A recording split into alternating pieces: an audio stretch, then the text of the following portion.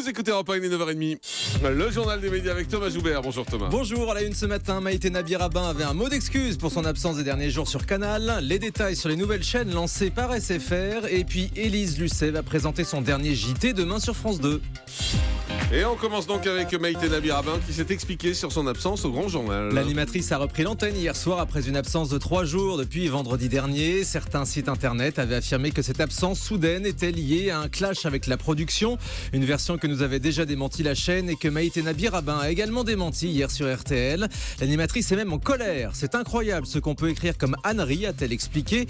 Elle a simplement eu un pépin de santé. Elle confirme toutefois qu'il y a bien eu une engueulade avec son équipe jeudi dernier après la mort de Prince. Mais comme dans toutes les rédactions, dit-elle, ça arrive, mais c'est pas pour autant qu'on claque la porte et qu'on arrête son job. Ça n'existe pas. Voilà pour la mise au point. On vous l'annonçait dès hier matin, SFR a confirmé le lancement de nouvelles chaînes de télé. L'industriel Patrick Drahi a officialisé la réunification de toutes ses activités médias sous la marque SFR. Hier, le groupe proposera bientôt 5 nouvelles chaînes de sport baptisées SFR Sport. La première sera consacrée au foot avec les matchs de la première ligue anglaise en exclusivité. Sur les autres, on trouvera du rugby, du basket, du tennis, du ski, des sports extrêmes ou encore des sports de combat.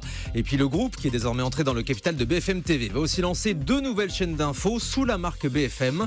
Il y aura BFM Sport, entièrement dédié à l'information sportive, et BFM Paris, qui sera lancé en octobre et qui sera la première chaîne d'information locale en Ile-de-France. BFM TV qui recrute un nouveau consultant pour l'Euro de foot. L'ex-footballeur Emmanuel Petit, champion du monde 98, va quitter France Télévisions où il était consultant. Il commentera son dernier match le 21 mai prochain. Ce sera la finale de la Coupe de France entre l'OM et le PSG. Puis Emmanuel Petit rejoindra donc l'équipe des sports de BFM TV en tant que consultant pour le championnat d'Europe de foot. La finale de la Ligue des Champions qui s'ouvrira cette année par un show musical. La finale de la grande compétition européenne sera diffusée sur D8 le 28 mai prochain en direct de Milan. Et pour la première fois, le match sera précédé d'un concert. C'est la chanteuse américaine Alicia Keys qui assurera le show.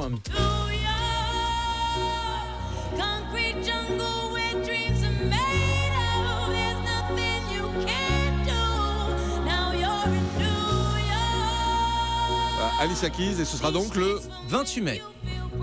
France 4 lance ce soir à 20h55 son émission Seul à la maison où des enfants vont vivre sous l'œil des caméras. 4 garçons et 4 filles de 8 à 12 ans sont restés enfermés pendant 4 jours dans une maison. Ils devaient se débrouiller pour gérer le quotidien, le tout sous l'œil des parents qui observent en secret leurs enfants dans une maison voisine. Un tournage sans danger, comme l'explique le producteur de Seul à la maison, Mehdi Herbaoui. Écoutez.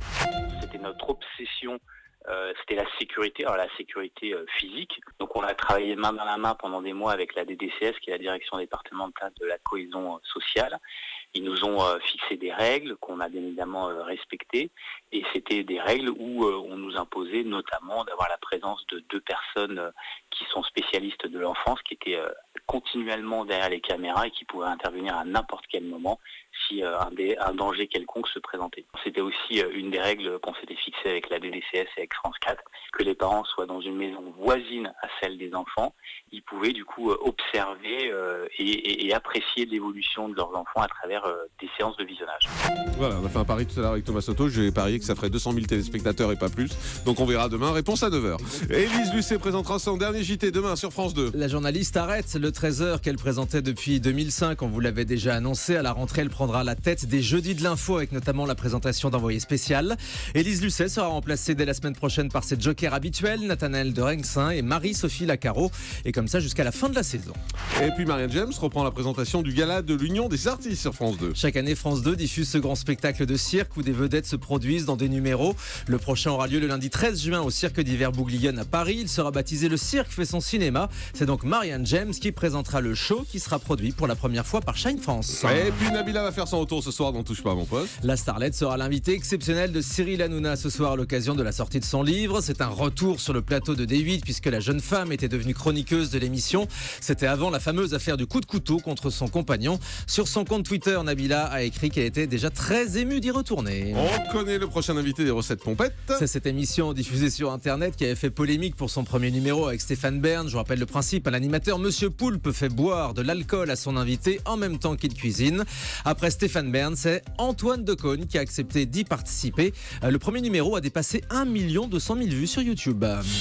Et puis on termine avec le chiffre du jour. 59%, c'est la part des séries françaises dans les 100 meilleures audiences des fictions en 2015 à la télé. Les chiffres ont été publiés par le CNC qui se réjouit de ce succès grandissant. Les fictions françaises dominent désormais les séries étrangères alors que ce n'était pas le cas il y a encore quelques années. La série la plus regardée l'année dernière à la télé, c'est une série française, donc L'Emprise, qui avait réuni près de 10 millions de téléspectateurs sur TF1. Merci beaucoup.